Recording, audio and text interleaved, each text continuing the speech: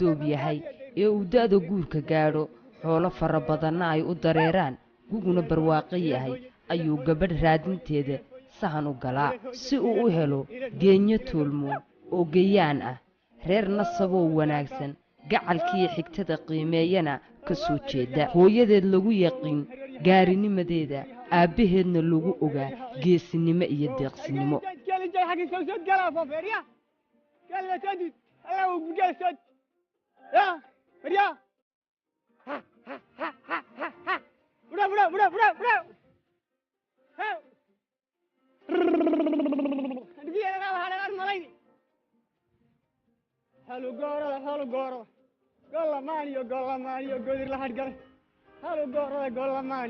geedi kasta oo dheer waxa uu ka bilaabmaa tallaabada ugu horraysa oo saanqaadkaagu yahay waa mid u baahan hubsiimo badan sidaas darteed geediga haasaawuhu waxa uu ka unkamayaa sahanto ku salaysan ceelalyow laga fiirsaday waayo tallaabada halkaad dhigayso haddaadan taakadeeda aqoon tagoogahaad ka jabaysaa sidaas darteed dadka wada degaa ee ollagii way israad yaqaanaan wiilka guurdoonka ahina kaskuu ku haystaa bilcaanta uu isleeyahay way kugu habboon tahay oo mudane iyo martiba way soori kartaa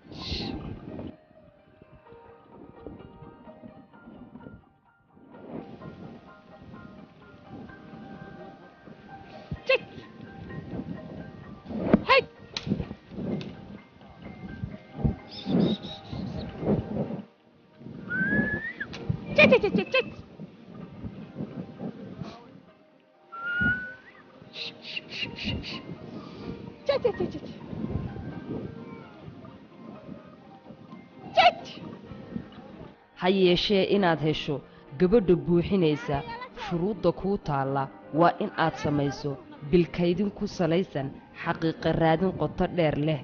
su'aalaha kediska ah halxidhaalayaasha googaalaysiga iyo murtida sarbeebta xambaarsani oo kasokow jawaabtooda lagu qiimaynayo garaadka gabadha iyo wiilka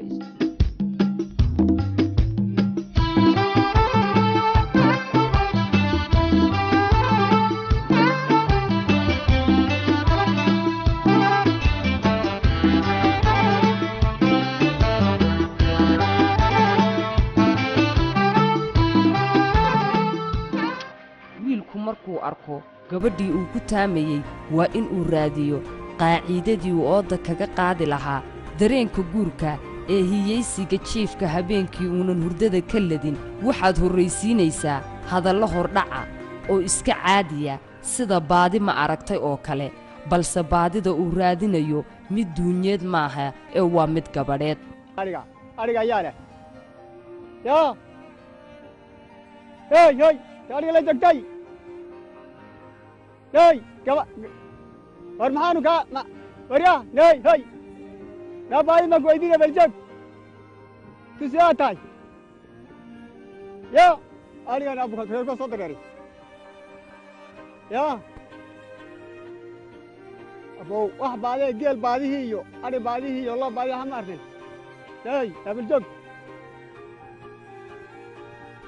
yaa joogteed waan soo qoonsanoo hadduu leeyahay ayayna maxaad sheegtay nabaseetiin hayr abreer kuma soo dareeray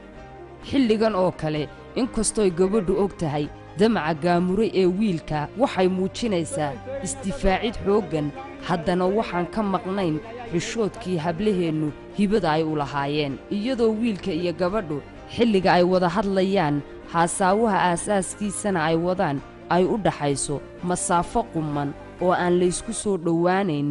laakiin aan u baahnayn wax turjumaana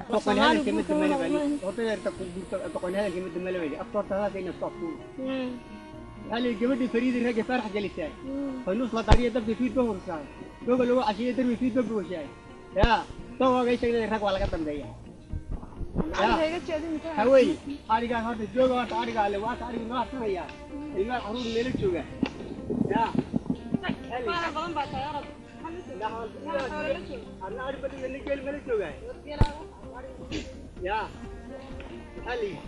وحوي حلي هبل وحان طلع كسفين تبلي مركا عطولي أين سفرنا أين شكيسنا يا تعرف ميلو تري إلهي بقول يا مركا عندك كبر بتهنن نبنا مركا وسيلة أنا أريها هنا كلا تبغى أريها ساكا هذا تقول إنه حسنا يجوري ما يربي وحوي أريك هرت سوا حليشة أريك سوا هرت حلت اللي سيء أرجونا يا هلا إركو تقولوا ترى المكان الرسول تعالى اللي يقول مرة يتفق اللي متعبان تعالى ما هي ولا ندى دبحنا اللي متجوبين ترى والله ما يلعب في المجال لما أنا وين ترى وين خلنا نتوقع دقيقة لا لا تسوي اللي بدو له أريها يجتهدين أنا أريها لا شيء على الشيء أريها أنا ذا أريها لا تقول أريها كجلس أريها كجلس صور على أنت تصور ما قاعد أنا أقول أنت أبدا أريها ما قاعد عمر باني أنا شوي سنين wiilku wax kasta oo ku qancin karo gabadha dib ulama hadhayo hadday noqon lahayd ammaan fara badan oo la adeegsado maahmaahyo iyo inuu isku muujiyo oo uu gabadha u sheego meel wanaagsan inuu dhigo oo uunan xumaan u quudhayn hase yeeshee gabadhu waxaasoo ammaana uma muuqdaan waayo waa inay iska xaqiijiso in sheekadani ay tahay jalbeebsi iyo run aan gabbasho lahayn inay tahay sidaas darteed xilligan adayga gabadhu waa mid tumaatidiisu xooggan tahay oo u baahan adkaysigii ragannimo أنت عجول عمل سودان دايم تكتكرت وعمل سودان تكتكي لقي صورته لقين ده والله تاجول والله وقت ممكن بالإيمان يا عقلك الله يقطع علمنا والله يقطع هوي نادي نادي يرد نادي يرد كر دور هذا كر أنا قارك هين هذا ما تنسى كلامه كأنه أنا هرب فرصة كذا لكن ما يرجوني كذا نسوي كذا فرنا صباح أرجع لا تعرف بور بالكي لاني هون بالي يا فرق الله عم بالقاو عنده عشان ناخذ يا شكو نوري يا شكو نوري أنا بقول شيء فوق اللي كعب ولا بقول شيء هذا بس إلهي كحطنا وقتل الجليل وأدوه لا أنا هاي يا كيفلو فقلت أصلا تقول هذيك اللي جوجل كل سنة تقول هذا كذي كم مرة لي أنا شو ترى يا شر غادي شر فدا شر غادي شر أنا شر كيف ولا شر جواب كان ما قول متيجي دقيقة قرأ خير ولا تبدرس ولا لون تانتاس وعبر توقف كيران طواق أي شيء توقف واموت gabadhii qurxan baa la hadaaqa gabadhii qurxan baa hal yar u diini habka garahintay maanta wala guur jooga ya ruuri taadi dhageyso boqol haween bali taqawaaqo hada haween saddex ku ceebay kana saddex ku ceebay yela saddex ku ceebay eega koow haweenka mid ceebtay bad xtaagan saano nin aan hor iyo hor raaga ka war hay gaada ruuri marad garbaa ruuri مرة دقر بقى وين تقول قبل سبعين لا ديرو مالك الكم قال يصير قطعة جبر كتاليها وياكم قودين قحطي حتى لو قرن أمر طوابين يا الحو حال دولا يوقف أمان حال بقوم بقوله ما يا كيف ما هو رأي أنا ثاني يا حوي أشوف هو عرب من المري اللي له waxa adag in gabadhu afkeeda ay ka soo saarto haye waan ku rabaa iyo waan ka helay oo waxa ay kolbarako ku gelinaysaa waxa ay tijaabinaysaa aqligaaga raganimadaada adkaysigaaga iyo in aad tahay nin meel kasta wax kala soo bixi kara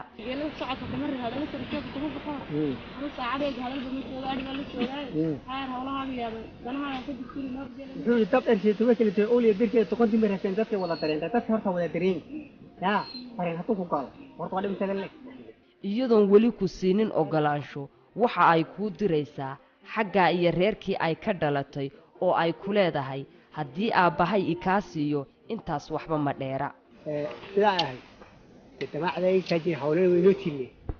markaa hawlsatay noo marka waliin ku qanciyo xagaa doomaray hatta tado qansana qancinaytay maxaa yeelay anaan ku rabin maxaa la soo wareey kulli waxa leeyahay hebelo waxaan wax ka soconay tacal meel jira ilaahay baa horti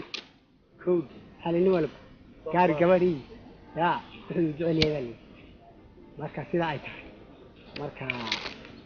sida weeyaan yaa inaan ku misalan ka sheekay وما ظني إيماننا ما نقول لهم كم مرة هي تقنع تسوى هدو حلقا إلى مقابل بعد دون كوي قبل كل جيدة تاس أفهم وين ذاهيد قبل كل جيدة أفهم وين ذاهيد على إنه البيت عاشق أو عمرلول يا أنا كم كلام عاشقين أنا كعاشق يا مركب حدا شاف يا مركب كتل كيس أنا مرة أنا أدي وكم دوني لكن أنا ما أدري كاسون وكروا فكرت إنه يبغى يجي كذا ومركب ويا أبا يريد إنه مكوكا حتى مكوكا على أنا أبغى يركنا أي كذا مركب صحوية يا مركب واسية حتى أبا يريد إنه مكوكا حتى مكوكا يا تحاول كما قال ويا هاي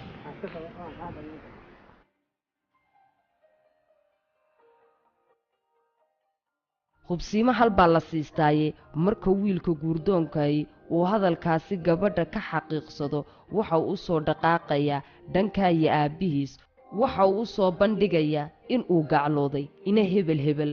rabana in looga doono siduu dhaqanku ahaa lagana doonto gabadha ciddii dhashay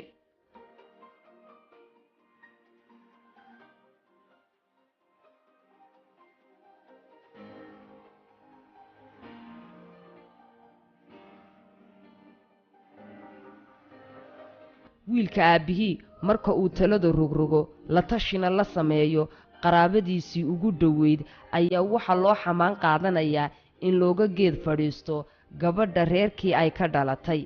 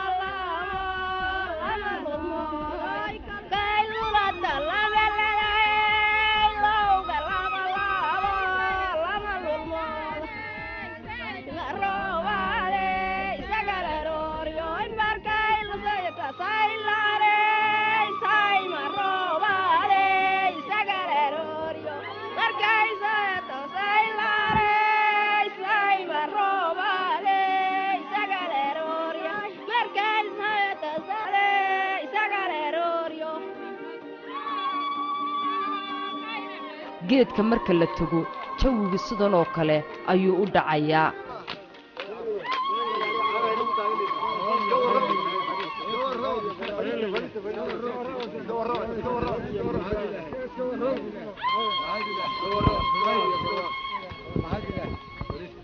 muraadkeena allah sa waxaynu ka sheekaysanaynaa muraadka geedka aad u fadhiisateen annagana aad noogu yeerateen baynu ka sheekaysanaynaa waa inaad wixii aad noogu yeerateen aad ka hadlataan oo sida waxaan idinku yeedhannay annagaa idiin yeedhannay waxaananu idinku yeedhannay inaad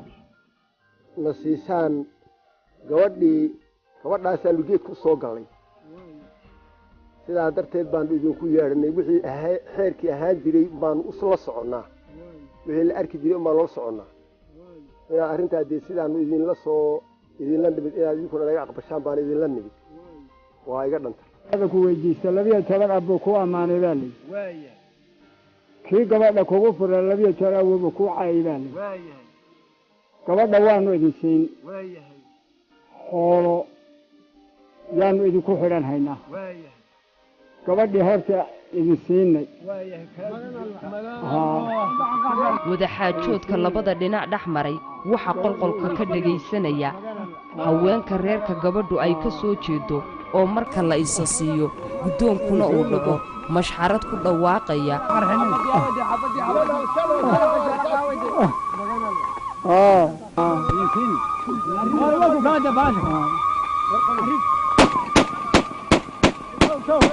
xoolo isdiid ma lihin laakiin xoolaan ka wada hadlayna afar xubin oo geel ah haa 8 waa imisa 16 iyo qoriga afjeexa ahaa yaan gabadha idinku siinay waxaa la yidhi xidid barako xoolo iskuma waayaan baa layidhi isuma waayaan xooluhu waxaa la yidhi intifaacu waa waxaad cuntay iyo waxaad cuni doonto iyo waxaad calaf ku lahayd reerka waanu si fiican baanu la soo xididaynaa waxaanu xoolo hayno waanu keenaynaa wixii ma garanaysaa idinkana xarragi iyo wanaag iyo ma garanaysaa idinkoon ma garanaysaa isdabciyaan u baahannahay wakaa waxa aan isleenahay waa wax khayr ku jira horta waxaynu isku diidanahay ma jiro gabadhii waad iga codsatay waana ku siiyey maanta xilku aduu kula jiraa xoolaha kolka la bixin haddii la murmo ninka gabadha dooni baa yaala baa la yidhi khaladka xoolo celinta dharaartay gaadha haddii la murmana ninka gabadha dhalay yaa ceebtale baa layidhi dharaartay xoolaha aad ii keento ee xoolaha aan kaa mulkiye gabadha aan kuu dhiso een aqal weyn kuu dhiso een ku hagaajiyo een ku xarrageeyo haddaad xiditinimo iyo xarrago iga weyda ceebta anaa leh inagama dhexayso ee wixii aan kugu dhigtay kaa codsaday unbaan kaa sugahayaa inaad ii keento arrintu waan dhammayna horta waxaysatee baan ku sheegay weligeen aan lahayn macaadiri waan kala guursan jirreen ilmaadeer baynu nahay saa u kaftaneen weligeen iyo aan laheenba waynu kala guursan jirreen gabadhu gabdhihii hore uu soo la mid ma aha la xeer ma ahaa arrintaasaan kaa doonaya gabdhuhu gabdhihii hore unba la xeerta gabadha gabadhii ka weynayd adii 4 baan ku yidhahay 6 xubin aan ka qaatay 6 xubin oo geela iyo 3 rti oo irtigi ila baaraxa uu ku jiro oo baarqaba oo gabaati ah oo yaradkan ku jirin yaan ka qaaday gabadha kama dhabar hore isku aabara wadal isku hooyana way dhil sheekhow gabadha waan kuu khafiifiyey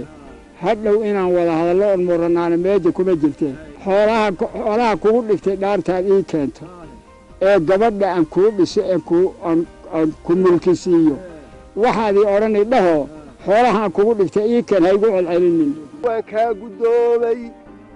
waan kaa aqbalay sidaas gabadha wixii hore gabdhii hore ka qaatay baan ku siin wakaa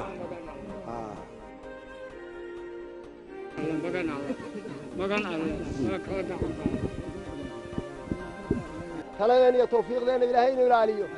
reerkan aanu kala fadhiisannay inay gayagyeelayno reer barakada ka dhigo roob iyo khayr iyo madar ilaahayna na siiyo cawiya caano ilahay idinka inaan ku cawayno allahuma salli calaa sayidina maxamed makhluuqa sharkiisa ilaah naga xijaabo keenna lana ka xijaabo diinta islaamka ilaahay inuu qulleeyo ilaahay inuu quweeyo nabi xurmaysa alfaatixa رب صل على الحبيب محمد وعلى الآل من هم الكرماء رب صل على الحبيب محمد وعلى الآل من هم نورك الكل والورى أجزاء يا نبيا من جنده الأنبياء رب صل على الحبيب محمد وعلى الآل من هم إلا الكون كنت أنت ولولاك لدمت في غيرها الأشياء رب صل على الحبيب محمد وعلى الآل من هم منتهى الفضل في العوالم جمعا فوقه من كمالك الابتداء رب صل على الحبيب محمد وعلى آله لم تزل فوق كل فوق مجدا بالتراقي من للتراقي انتهاء رب صل على الحبيب محمد وعلى آل من هم الكرماء وعلى آل من هم الكرماء اللهم صل وسلم وبارك عليه صلى الله وسلم عليه وعلى آل محمد وشرف وكرم. gabadha marka loo bixiyo siday caadadu ahayd hawshii meherka iyo diyaargarowgii gurigalka ayaa qabanqaabadiisa la bilaabaya.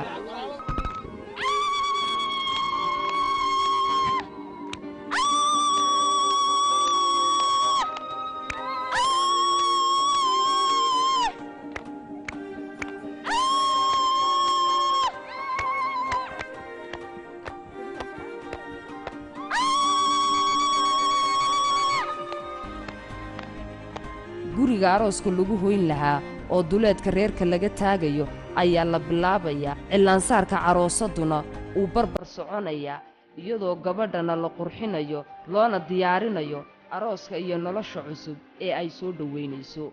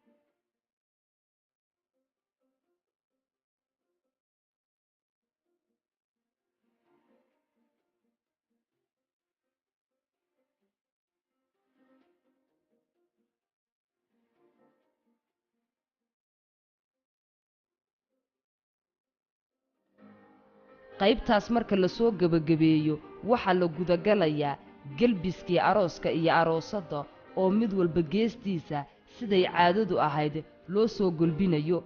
arooskana waxaa lagu soo gelbinayaa salliga nebigeenna suuban naxariis iyo nabadgelyo korkiisa ahaatee, halka gabadhana lagu soo gelbinayo ciyaaraha u gaarka ee haweenka arooska ay ku soo gelbiyaan.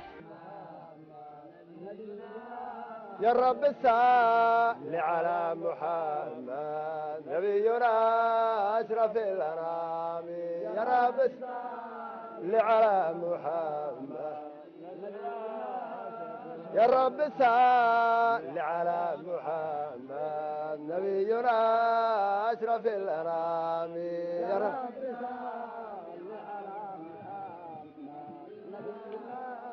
رأيت المصطفى في المنام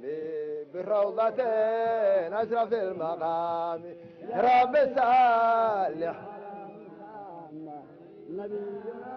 تلك الرؤيا ليلة الخميس وموهبا من رب الأنام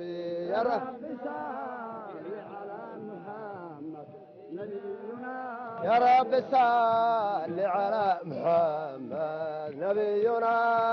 أشرف الأنام يا رب صل على محمد نبينا أشرف الأنام نبينا أشرف الأنام الأنام سجد